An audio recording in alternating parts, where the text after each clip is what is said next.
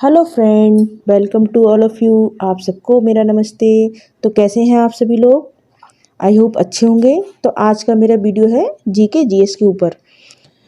आपके सभी एग्ज़ाम में ऑलमोस्ट जीके जीएस के क्वेश्चन पूछे जाते हैं। तो देखते हैं आज की वीडियो का क्वेश्चन नंबर 1। संयुक्त राष्ट्र यूएन का मुख्यालय कहाँ स्थित है, यानी यूनाइटेड नेशन का मुख्यालय कहाँ स्थित है? तो देखिए इसका आंसर होगा न्यूयॉर्क सिटी।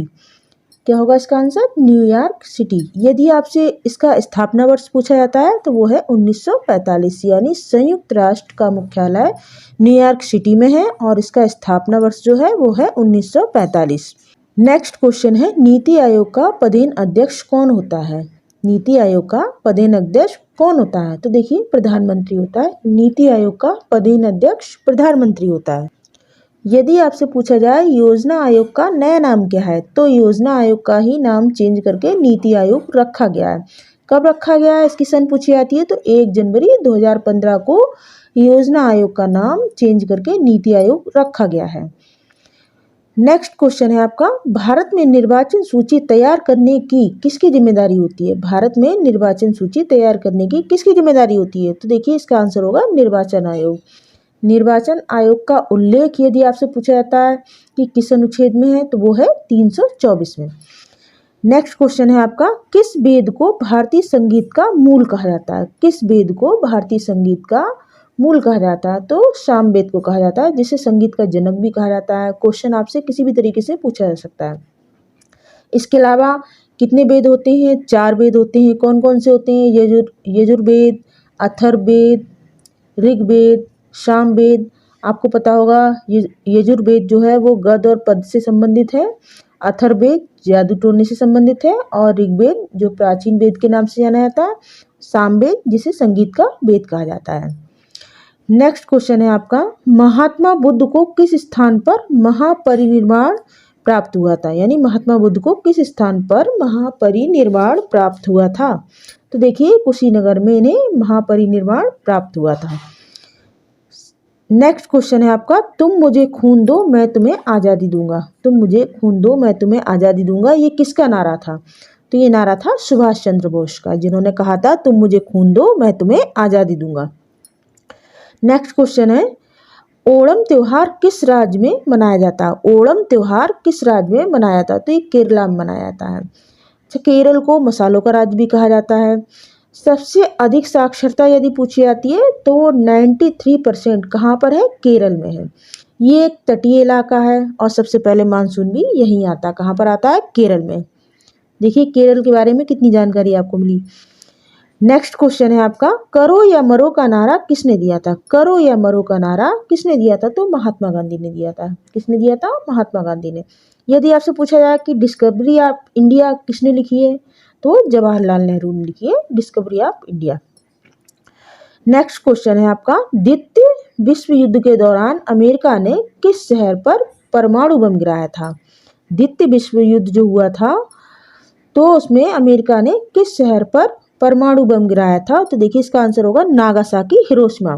कब कब गिराया था? 6 अगस्त 1945 को और 9 अगस्त 1945 को।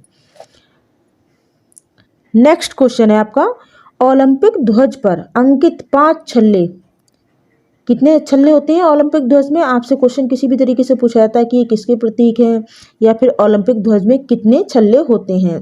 कितने छल्ले होते हैं? 5 छल्ले होते हैं। आपसे क्वेश्चन किसी भी तरीके से पूछा जा सकता है। यहाँ पर क्वेश्चन है आपका कि ओलंपिक ध्वज पर अंकित 5 छल्ले किसके प्रतीक होते हैं? तो देखिए ये 5 महाद्वीपों के प्रतीक होते हैं। यदि आपसे पूछा जाए कि ओलंपिक ध्वज में कितने छल्ले होते हैं तो आप 5 बताएंगे। अब देखिए ये किस किस के प्रतीक होते हैं? 5 महाद्वीपों के प्रतीक होते हैं। जैसे इसमें नीला रंग जो होता है वो यूरोप को दर्शाता है, पीला एशिया को, काला अफ्रीका को और हरा ऑस्ट्रेलिया को और लाल अमेरिका को। नेक्स्ट क्वेश्चन है आपका, इंडिया डिवाइडेड नामक पुस्तक की रचना किस स्वतंत्रता सेनानी ने की? तो देखिए इसका आंसर होगा डॉक्टर राजेंद्र प्रसाद ने।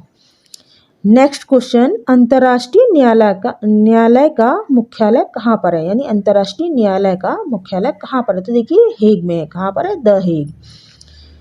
बिजली की लगी आग पर डालना चाहिए। यदि यदि बिजली में आग लग जाए तो क्या करना चाहिए? तो बिजली की लगी आग को बुझाने के लिए हमें सूखी रेत का इस्तेमाल करना चाहिए, यही इसका आंसर होगा। नेक्स्ट क्वेश्चन है आपका, प्रथम गोलमेज सम्मेलन कहाँ पर हुआ था? प्रथम गोलमेज सम्मेलन कहाँ पर हुआ था?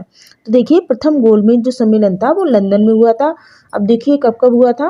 1930 में प्रथम गोलमेज सम्मेलन हुआ था, 1931 में दूसरा गोलमेज सम्मेलन हुआ था और 1932 में तीसरा हुआ था। नेक्स्ट क्वेश्चन है, देश का लौह पुरुष किसे कहा जाता है? देश का लौह पुरुष किसे कहा जाता है? तो देखिए सरदार पटेल को देश का लौह पुरुष कहा जाता है।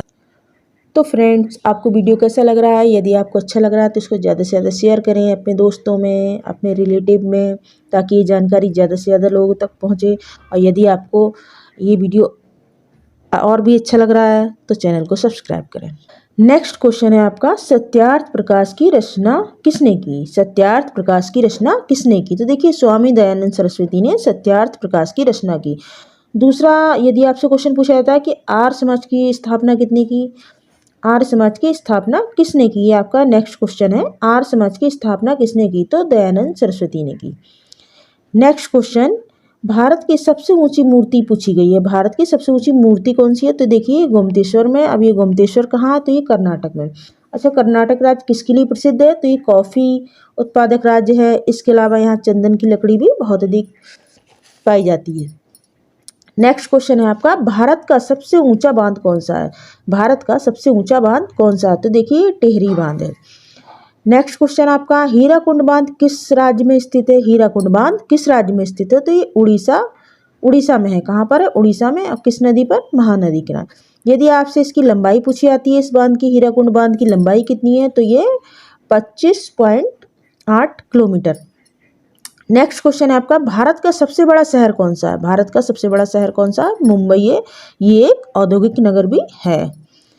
नेक्स्ट क्वेश्चन है आपका कि गंगा की सहायक नदी कौन सी है? देखिए इस तरह के क्वेश्चन आपके सुमेलित करो इसमें भी पूछे जा सकते हैं, या फिर गंगा की सहायक नदी कौन सी है, इसमें बहुविकल्पीय क्वेश्चन भी बन के आ सकता है, जिसमें आपका एक दे रखा होगा ऑप्शन सही, बाकी 3 गलत होंगे। तो आपको पहचान होनी चाहिए कि गंगा की सहायक नदी कौन कौन सी है। तो देखिए गंगा की सहायक नदी है गोमती, घाघरा, गंडक, कोसी, यमुना, सोन और रामगंगा। ये आपकी गंगा की सहायक नदियां हैं। नेक्स्ट क्वेश्चन है आपका, गोदावरी की सहायक नदियां पूछी गई कौन कौन सी हैं? तो देखिए गोदावरी की सहायक नदियां हैं इंद्रावती, मंजिरा, बिंदुसार, सरवरी, पेनगंगा या और प्राणहिता। ये आपकी गोदावरी की सहायक नदियां हैं। नेक्स्ट क्वेश्चन है आपका, सलालपन बिजली परियोजना किस नदी पर स्थित है? सलालपन बिजली परियोजना किस नदी पर स्थित? तो ये है चिनाव में। यदि आपसे पूछा जाता है कि तुलवुल परियोजना कहाँ पर स्थित है? तो वो है झीलम नदी के किनारे। और झीलम नदी कहाँ पर है? जम्मू कश्मीर में। नेक्स्ट क्वेश्चन है आपका, राजस्थान में खेजड़ी परियोजना किसके उत्पादन के लिए प्रसिद्ध है? राजस्थान में खेजड़ी परियोजना किसके उत्पादन के लिए प्रसिद्ध है? तो ये तांबा के लिए प्रसिद्ध है। किसके लिए है? तांबा के लिए। जो पहला तत्व खोजा गया था वो भी वह तांबा ही था। नेक्स्ट क्वेश्चन आपका, भारतीय प्रायद्वीप में पश्चिम की ओर बहने वाली दूसरी सबसे बड़ी नदी का नाम पूछा गया है। भारतीय प्रायद्वीप में पश्चिम की ओर बहने वाली दूसरी सबसे बड़ी नदी कौन सी है? तो वो है ताप्ती नदी। अब देखिए पहली नदी कौन सी है जो पश्चिम की ओर बहती है? वो है नर्मदा। और दूसरी नदी कौन सी है? वो है ताप्ती, जो कि दूसरी सबसे बड़ी नदी है। इसके अलावा ये दोनों नदियां जो हैं वो भ्रंश घाटी का भी निर्माण करती हैं। क्या करती हैं? भ्रंश घाटी का भी निर्माण करती हैं। अब नेक्स्ट क्वेश्चन है आपका, भारत में सबसे ज़्यादा ऑनलाइन गेम खेलने वाला राज्य पूछा गया। भारत में सबसे ज़्यादा ऑनलाइन गेम कहाँ खेला जाता है? तो इसका आंसर होगा उत्तर प्रदेश। उत्तर प्रदेश में सबसे ज़्यादा ऑनलाइन गेम खेला जाता है। नेक्स्ट क्वेश्चन है आपका, हाल ही में भारत का पहला सौर मिशन सफलतापूर्वक लॉन्च हुआ, उसका नाम पूछा गया। तो उसका नाम है आदित्य L1, जो भारत का पहला सौर मिशन है जो सफलतापूर्वक लॉन्च हुआ है। इसका नाम क्या है? आदित्य L1।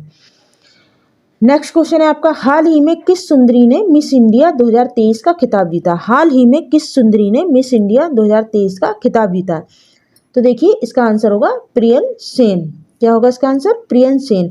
यदि ये पूछा जाए कहाँ से है ये, तो ये राजस्थान में है, जिला है सीकर। और इनका नाम क्या है जिन्होंने खिताब जीता? प्रियन सेन। अब आपका इस वीडियो का लास्ट क्वेश्चन है, हाल ही में किस देश ने दुनिया की पहली एथनॉल से चलने वाली कार लॉन्च की है? यानी किस देश ने, देश का नाम पूछा गया है, किस देश ने दुनिया की पहली एथनॉल से चलने वाली कार लॉन्च की है, तो देखिए वो है हमारा भारत। इसका आंसर होगा भारत। इसके अलावा यदि आपसे पूछा जाए कि एथनॉल पार्क कहाँ पर स्थापित किया गया, तो वो भी है भारत। तो फ्रेंड्स, वीडियो आपको कैसा लगा कमेंट करके बताएं और इसको ज़्यादा से ज़्यादा शेयर करें, और यदि अच्छा लगे तो एक लाइक ज़रूर करें। Thank you.